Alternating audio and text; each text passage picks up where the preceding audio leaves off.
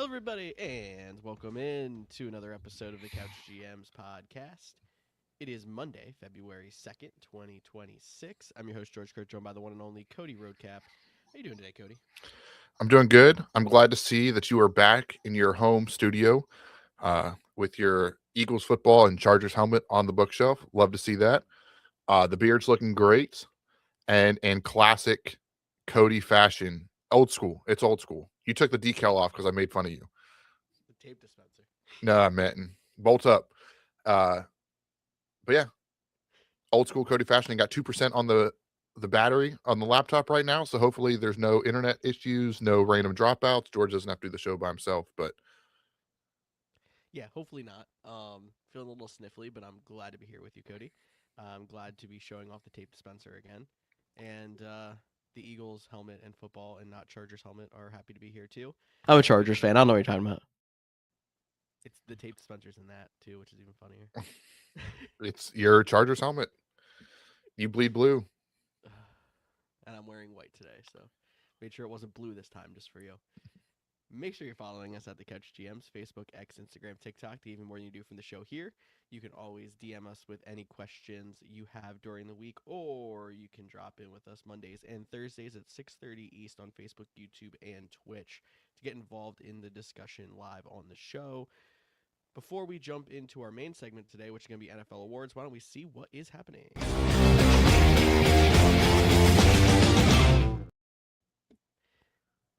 NFL is announcing its international games for the 2026 season slowly but surely.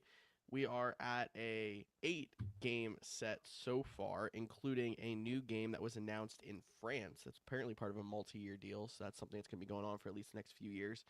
It seems like 8's probably going to be about the minimum for the next few years coming up, because I think a lot of these deals with international stadiums are multi-year deals. Yeah, I think it's just the beginning. We're going to get more and more as we continue to, get more and more closer to that 18th game. You brought up the new Paris game. I think that's going to be a ton of fun. The Saints, they're going to be the home team for it. Fitting. And I just have a feeling that's going to be Saints Packers. And the only reason I say that is because, when you get the 2026 opponents and you look at all that, and you go to your wife or your significant other, your partner, or whoever it may be, maybe your best friend, and you're like, oh, this would be a fun game to go to. You know what the top option we were thinking of is, how fun it would be to go to New Orleans for a Packers Saints game? So that's what we were thinking. Maybe we're going to go to Paris. I doubt we're going to Paris, but how fun would it be to go to Paris? It would be a lot of fun, but that's a lot. International travel, that's a whole other thing. That's no longer a weekend trip, because if you're going all the way over there, you're spending at least a week. So it's true. That's a whole entire thing. And then, international travel, even just compared to domestic travel, is just a whole other monster. I mean, I know I was through that these last few days, and it's fun enough traveling inside the country. Yeah. And, I should have said this in the intro, but it is, you said February 2nd, but it is Groundhog Day. Yep. And I just wanted to make sure that you saw that not only is there going to be 6 more weeks of winter, but he also did say 30 more years before the Cowboys win or make it or win an NFC championship game as well. Just want to make sure that one goes under the radar. He always talks about the Cowboys not winning. Just had to make sure that was out there. Oh, yeah. No, that's a great point. Can't say it's shocking news. You're coming off of a lot of records here. Like, the Cowboys are going to break a record for not being in the NFC Championship game here in the East Coast and PA. We were near a record for consecutive days below freezing. We're having a great time. Yep. Definitely more snow on the way tomorrow. More snow on the way tomorrow, maybe more later in the week. We already don't know where to put it now. But we're here talking football and thinking about warmer times, hopefully. The head coaching cycle has officially completed, if you did not hear. 2 new coaches to land. Cardinals agreeing to terms with Mike LaFleur, the former Rams OC, and Raiders land Klint Kubiak, the offensive coordinator from the Seahawks. Obviously, the Kubiak one is still pending. He can't sign until after the Super Bowl, but it sounds like they are in agreement. This is basically Kellen Moore from a year ago. Yeah. Like, everyone knew Kellen Moore was going to the Saints. He had to go win it. Hopefully he can go out and get a ring. The Mike LaFleur one is interesting. Just it seems like the Cardinals' job was not as desirable. They, what that might be. His brother obviously had his own coaching turmoil this offseason cycle as well. So I'm interested to see that one. The Kubiak one's interesting too, because obviously the Seahawks are in the playoffs. They're in the Super Bowl. But it's the one thing we talk about with, all these defensive minded head coaches like Mike McDonald. He's going to go into year 3 next year with his third new offensive coordinator. Mhm. And how does that, like we saw what the offense Kellen Moore did for the Eagles? Does the Seahawks take a step backwards next year? Does Sam Darnold take a step backwards with another new offensive coordinator?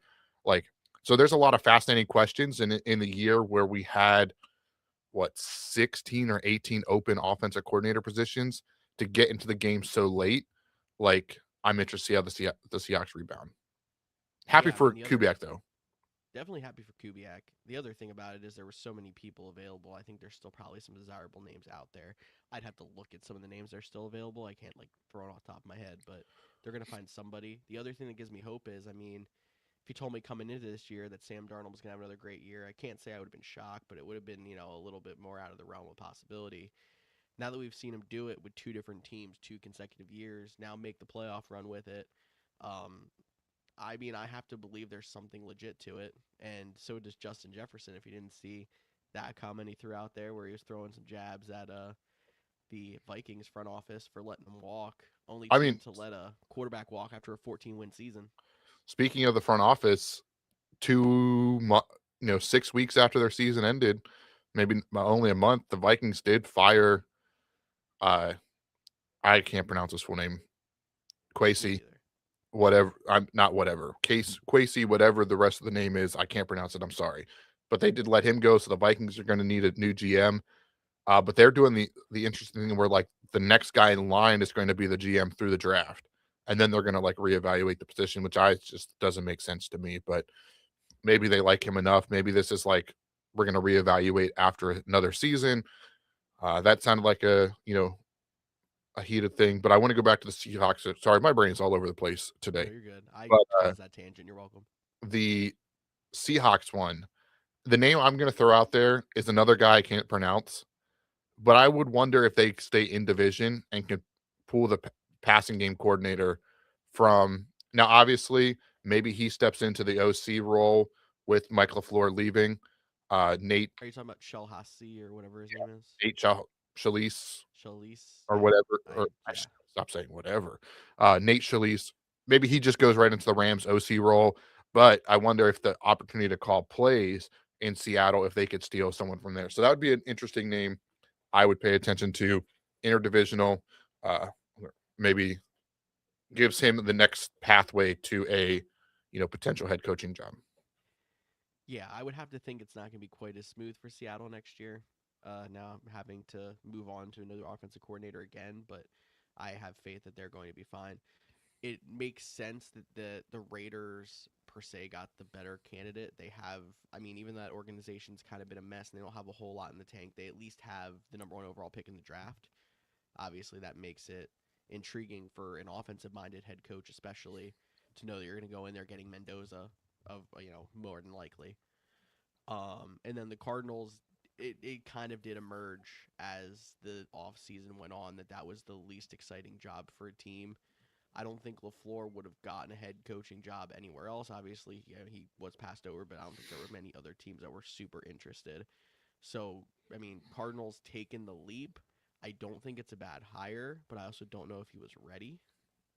Yeah, I mean, I think you can say that, and there's going to be those questions too, like when there's 8 openings, who's ready, who's not, who gets the opportunity, uh, Oh, this could and definitely be a head coaching cycle where 5 of them are gone within 2 years, and it's just because there were so many openings, you had to pull so many people. well, I think we talked about that at the beginning of this too. Like we're like, man, we don't remember any of these head coaching cycles being so long, and then like we realized that there was like 8 openings in 2022, and like 6 of them are already gone now and going into season. So like you're right, it might not be a lot. We might get a couple one and dones. We might get a couple reshuffles. And then there's the guys that like we're still surprised are there, but they survived this head coaching cycle.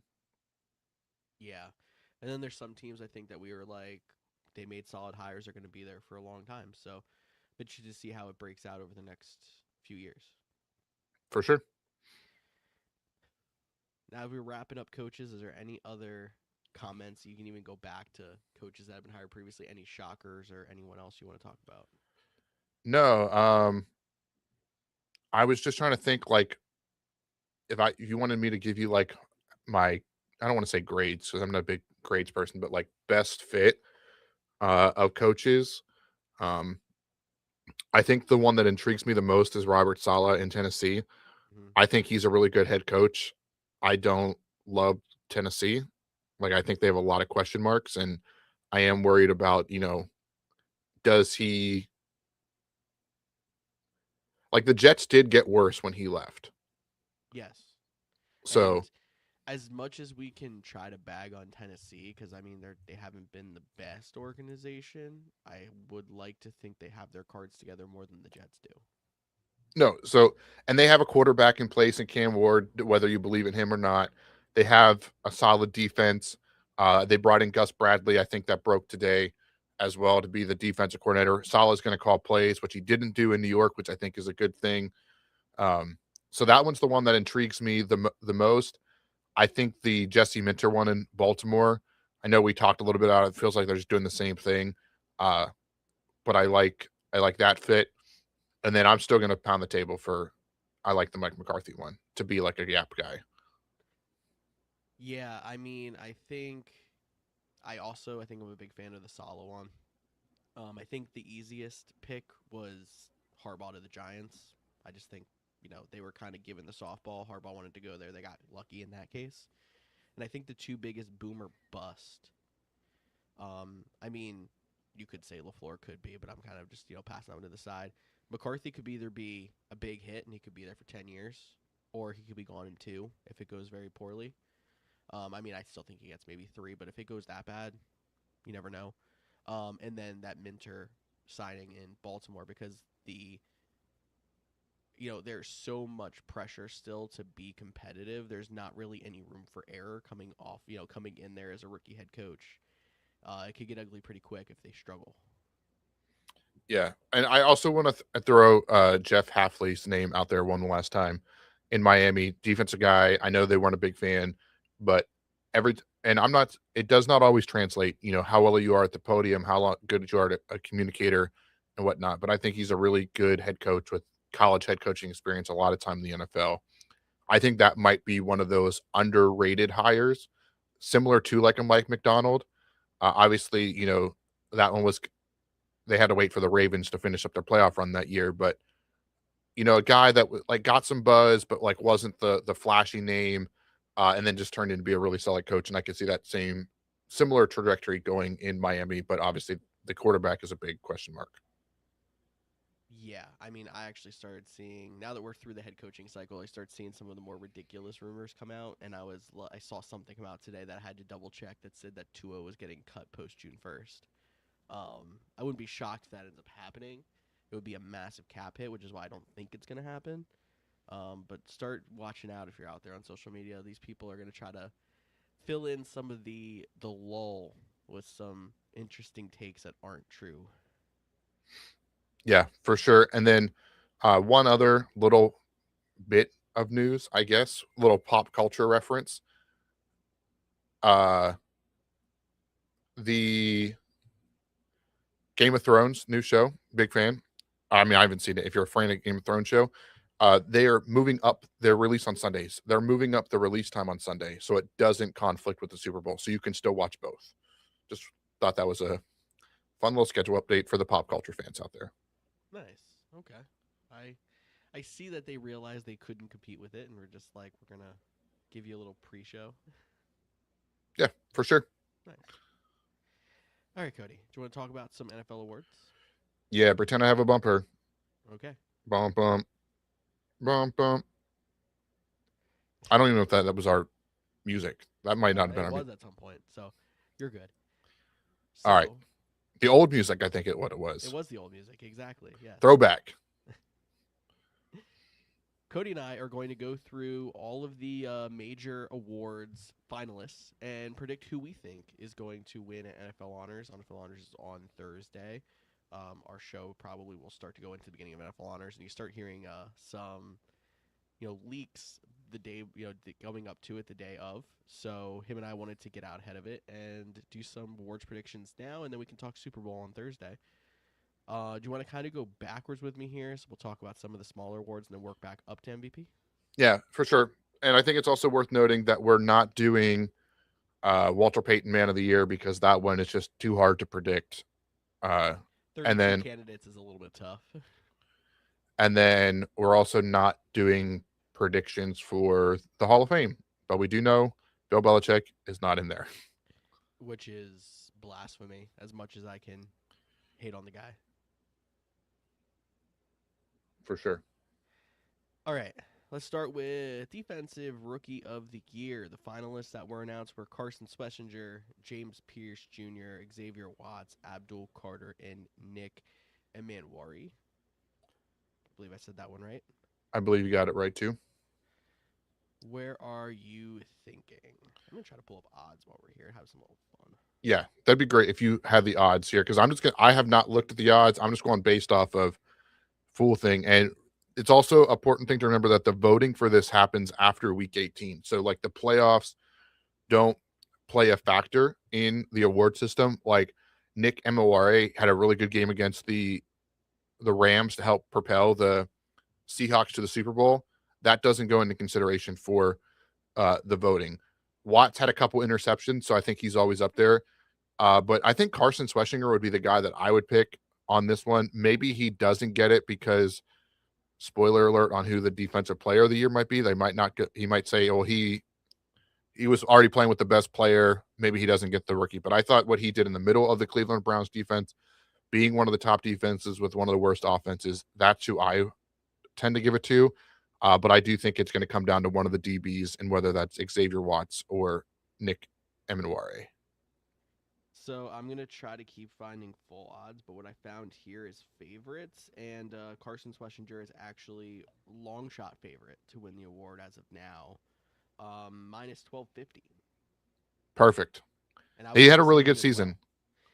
Well. No, I mean, I think you kind of noticed it when you got to December.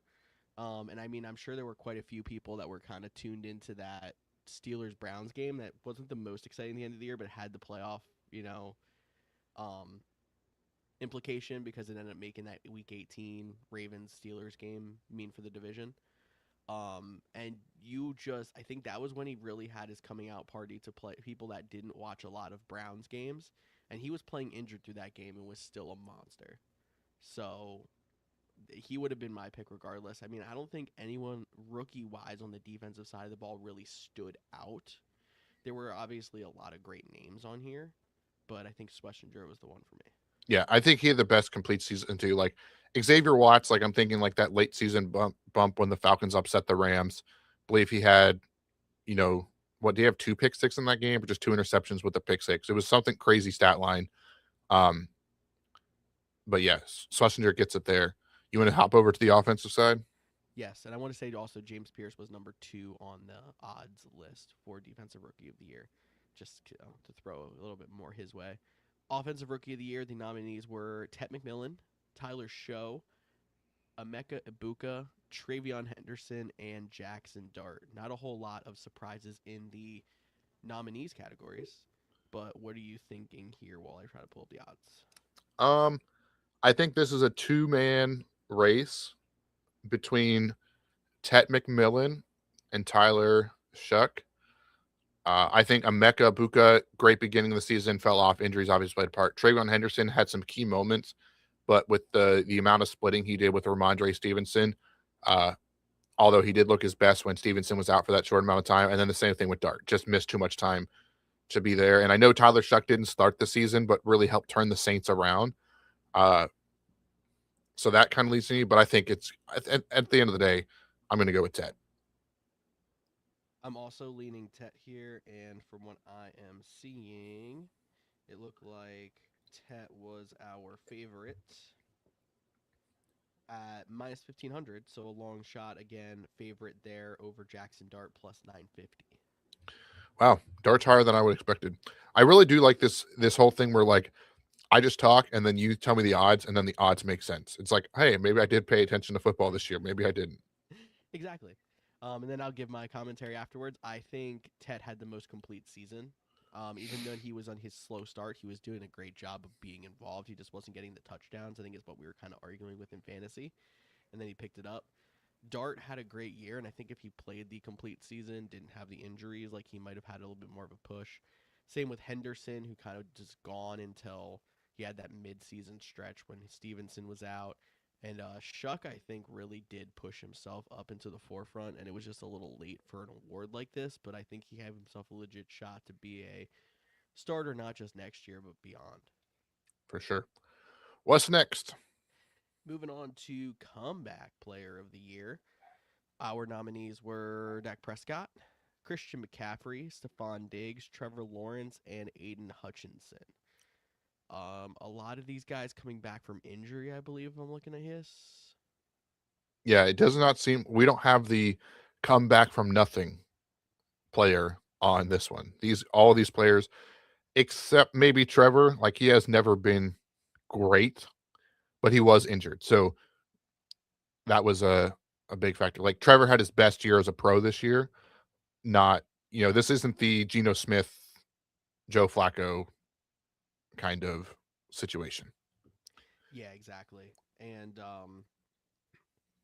I was going to lean Christian McCaffrey here, and that's actually where the odds are leaning. He's minus 700. Number 2 on here is Trevor Lawrence at plus 500.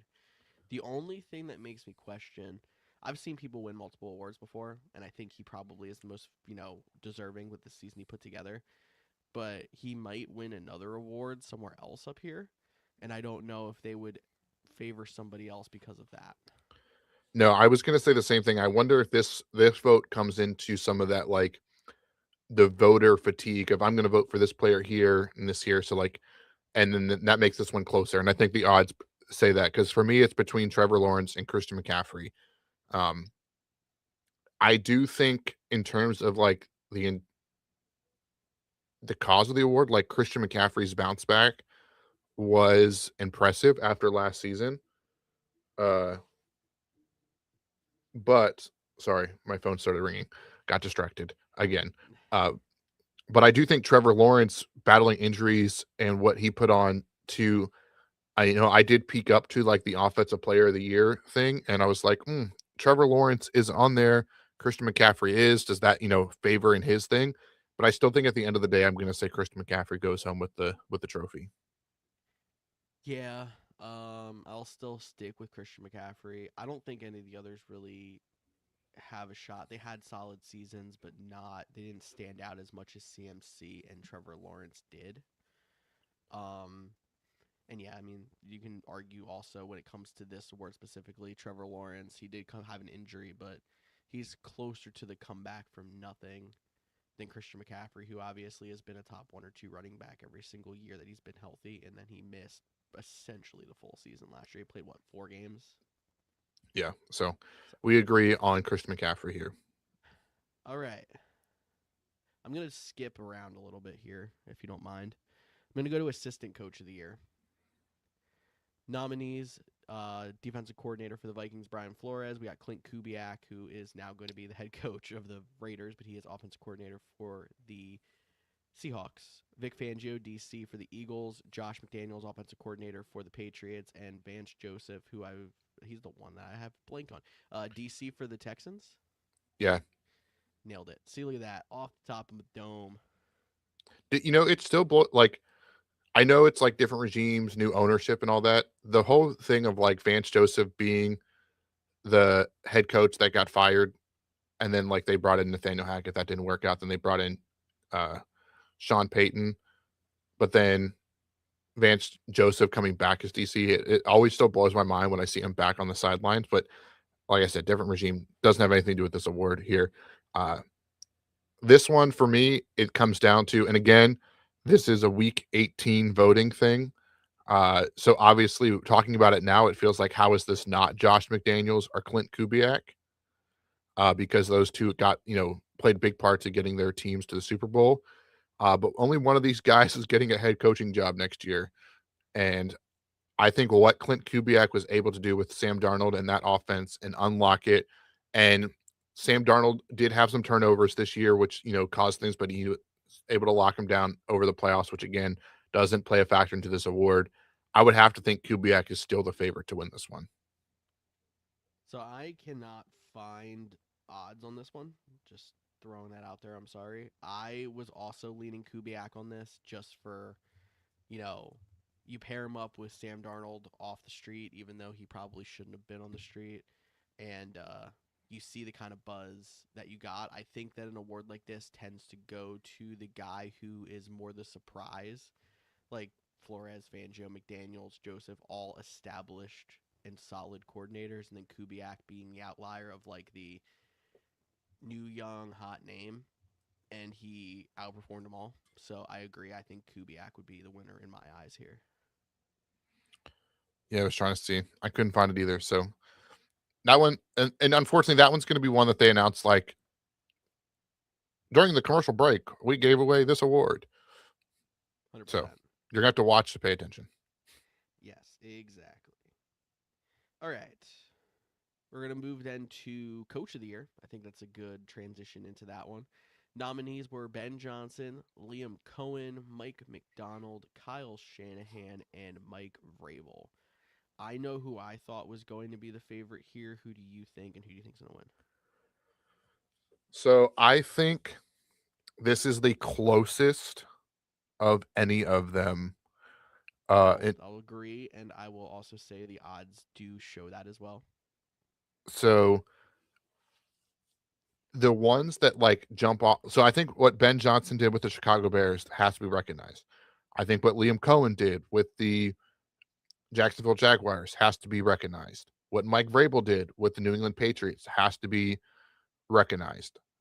And I think what Kyle Shanahan did with the 49ers and the amount of injuries needs to be recognized.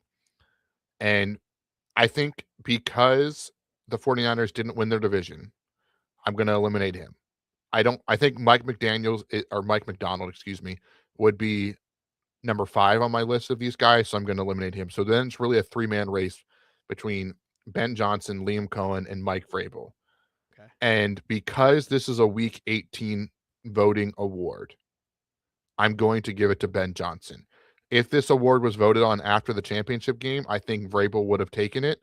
But because of when the timing of the voting, I think it and ultimately goes up to Ben Johnson. Odds do not agree with you in this case. So last place in odds is Kyle Shanahan. I don't even actually have his exact number because I have the top 4. Tied at plus 1,800 are Liam Cohen and Ben Johnson. I'm surprised Ben Johnson was that low. I agreed I would have had him second. Second place, Mike McDonald, plus 300. And then leading the way, Mike Vrabel at minus 285. I was going to say I'm leaning Vrabel on this one. I don't really it's hard at this point to not have the playoffs feed into your bias because these things are voted for at the end of the regular season.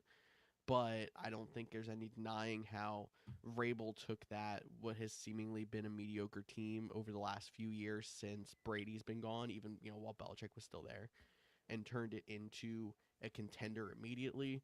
That now shows as they made it to the Super Bowl. I think that was worth some clout when it comes to voting for Vrabel. But I do think Ben Johnson should have been second on that list. And that's not, saying anything against Mike McDonald. Yeah, and some of that too, right, this is where you get into the Vegas doesn't lose, right?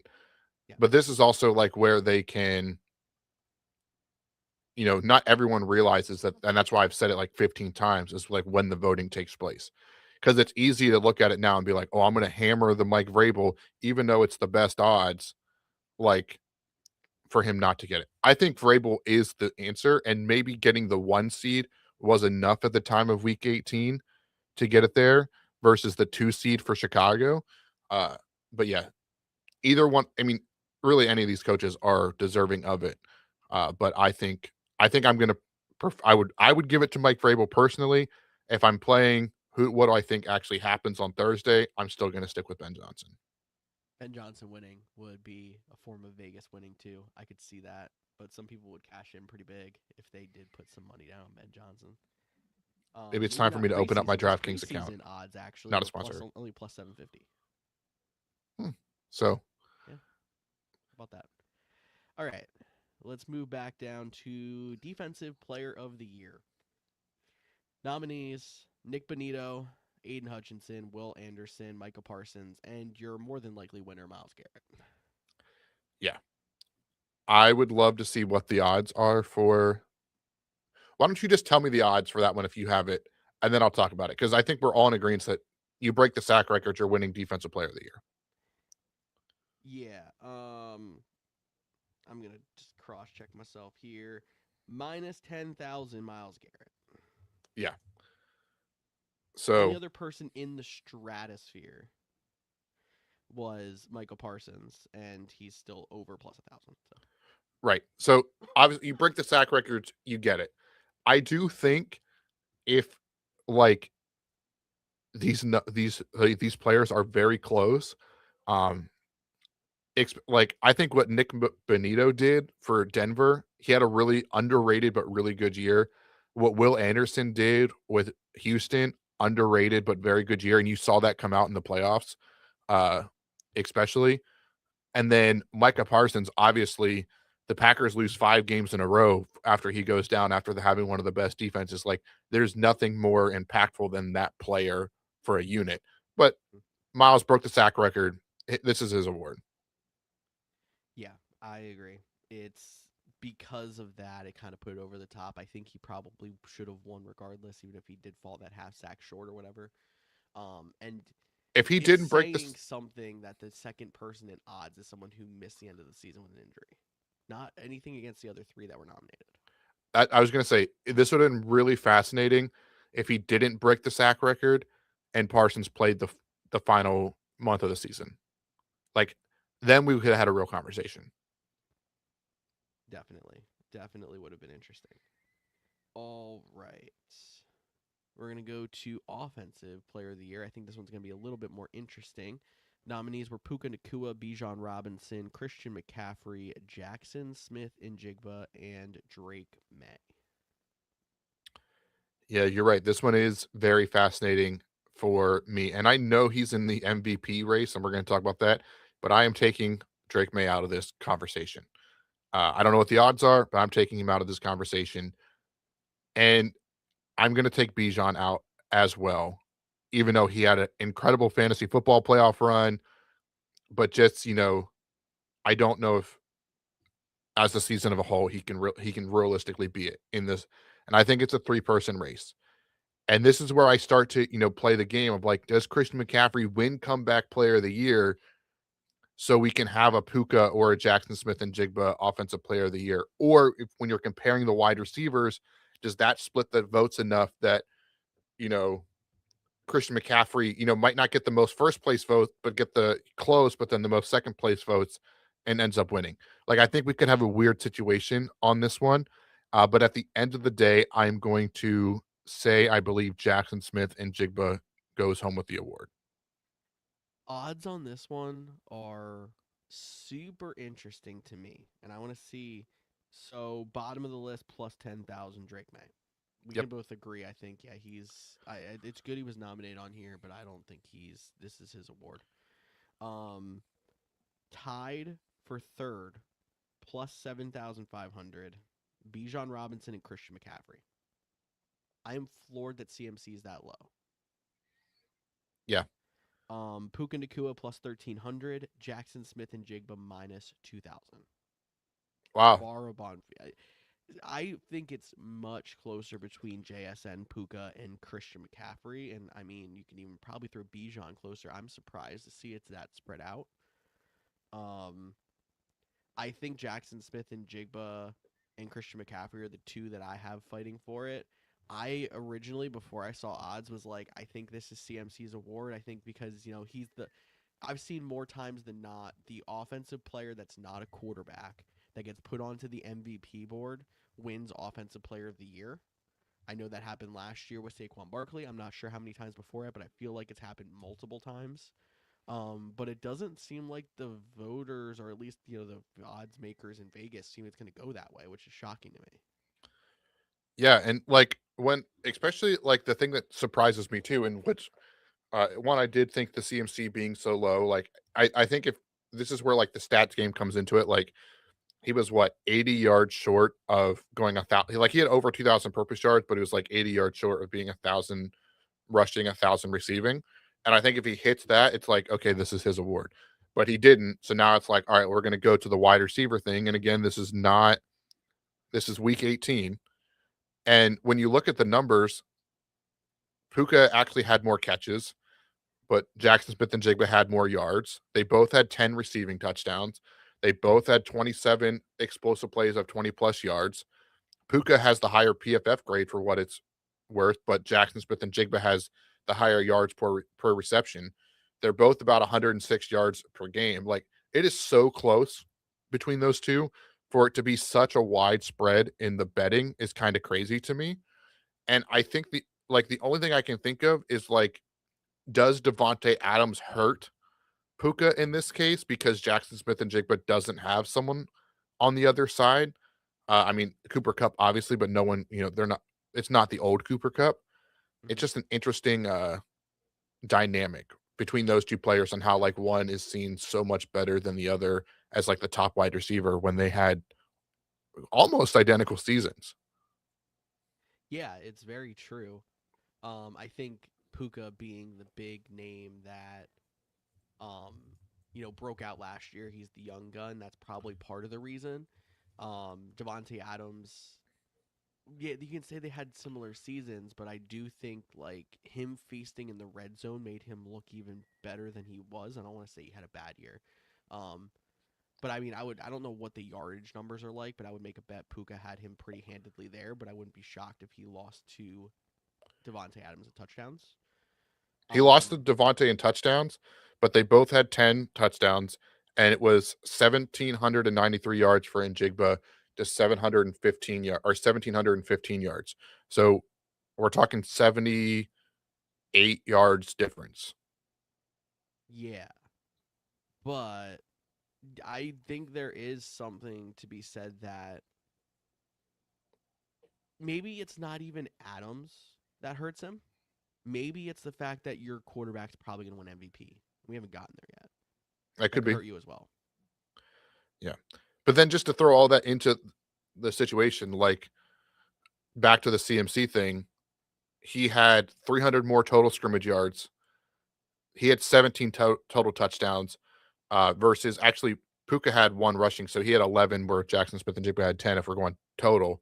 Like in terms of offensive production, it's like he had over 100 targets or 100 receptions as a running back.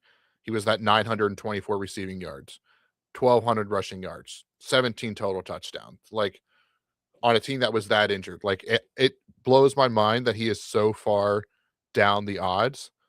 But I'm going to they're going to give him the comeback player award then and let someone else get it just instead of like doubling up an award. That's kind of how I feel. And that's not how it should be, but that's kind of how I feel. No, that's how I'm feeling too after I'm seeing this. I actually went on and tried to find a second source just to see like if there was just a weird. The first odds were via DraftKings. These are via FanDuel, and it's not all that much different. Jackson Smith and Jigba minus 1,100, Puka Nacua plus 750, Christian McCaffrey plus 3,000, and then the other two are far behind. Yeah. So it's still Interesting. not that much different. Interesting for sure. All right. The big award. Let's move on to MVP. The finalists for MVP were Matt Stafford, Drake Maye, Josh Allen, Christian McCaffrey, and Trevor Lawrence. What are you thinking? So for me, this one is again, like I think if we're gonna have that conversation, right? Like most valuable player, it feels like Christian McCaffrey has to be that because he played 17 games, two different quarterbacks, over 2,000 yards, right? But he's not gonna win it. I don't even need to know the odds are. He's probably last. He's probably even behind Josh Allen. He's actually tied for last. With Josh Allen and Trevor Lawrence.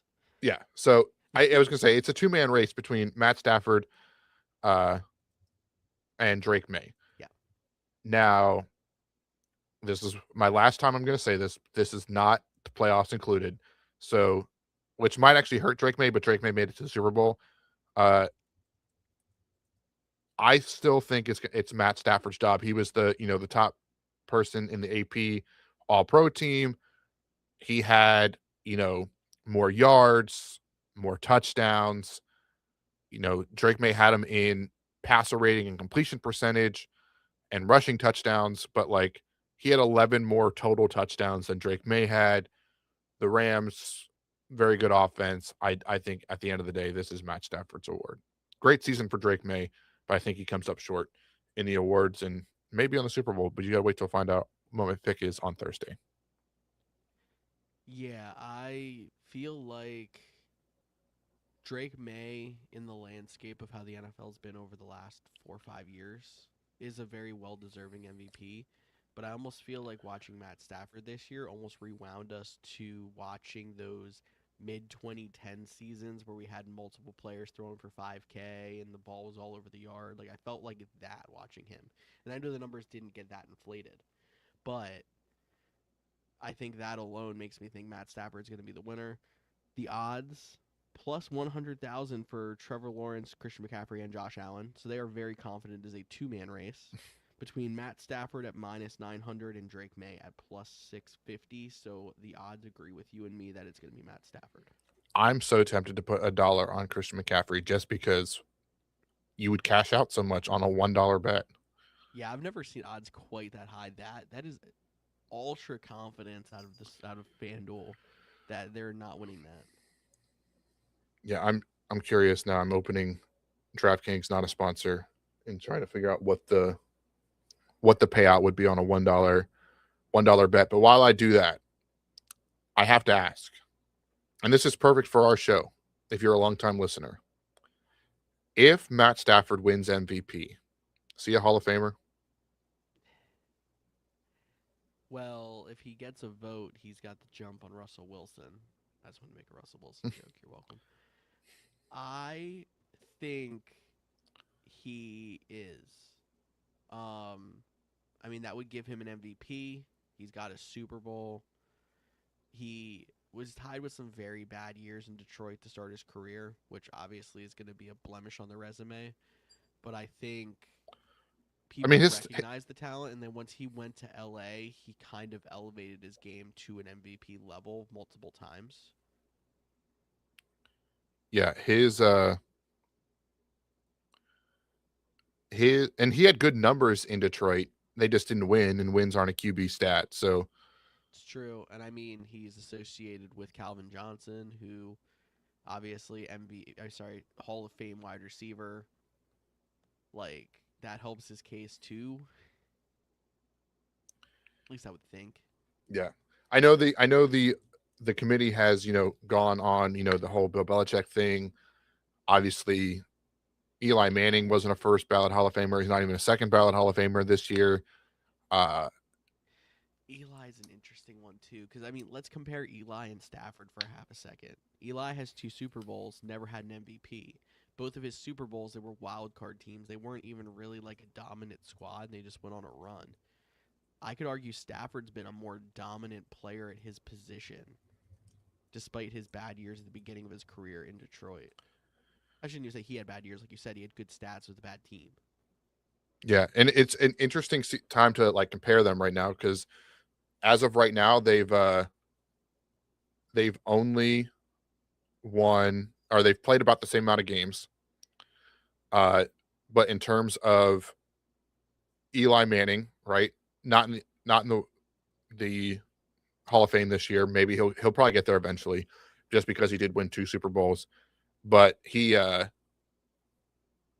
has Stafford in 3 more games has 7,500 more yards, 60 more touchdowns, 50 less interceptions. So, like, in terms of ridiculous gaps in stats right there for 3 games difference.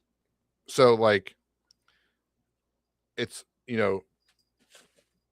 I mean, and one's going to argue the time that they were coming through. Like, the early 2000s were not exactly the offensive juggernaut, years of the NFL. And Stafford came into prominence in the 2010s when teams were putting up points on points. But I would even still argue, like, there were more times, even if you had to look more recently and you're the end of Stafford's career, and you can just say maybe he was even a late bloomer, you would argue Stafford being a top 5 quarterback more times, in his times than you would have Eli Manning being a top 5 quarterback. I feel like Eli Manning was always more he's a serviceable player. He could be top 10. He's not the guy I would pick to run my franchise if I had the choice. Yeah.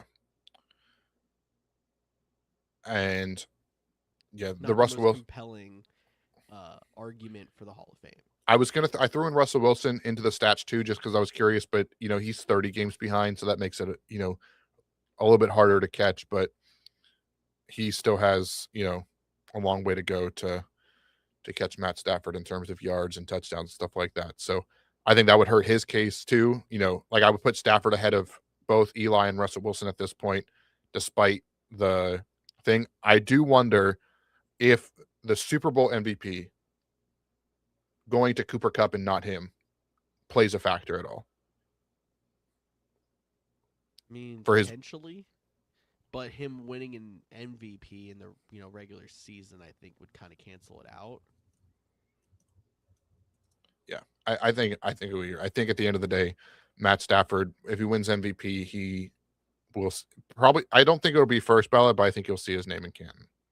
Yeah, he's not someone I would have even thought of 4 or 5 years ago, but now that he's had this strong end to his career, I can see it. Cool. That's all the awards. That is all the awards. I don't know what else we're supposed to do. We don't normally talk this short. I mean, we're still almost 50 minutes in. I'm surprised that this was going to be the episode where I'm like, oh, we're just going to find something to tangent on and put it. But no, we're going to cut this one off a little early, and we're going to get ready to talk big game on Thursday. Yes, big game on Thursday. What are the best snacks? Do you need a meat and cheese tray? All those good things are coming up. Is mac and cheese a big game snack, a big game food? It could be. It's definitely a Thanksgiving food. And for anyone those get those references, thank you for being a long-time listener. But you're starting to hear the music, which means it is time for us to head out of here.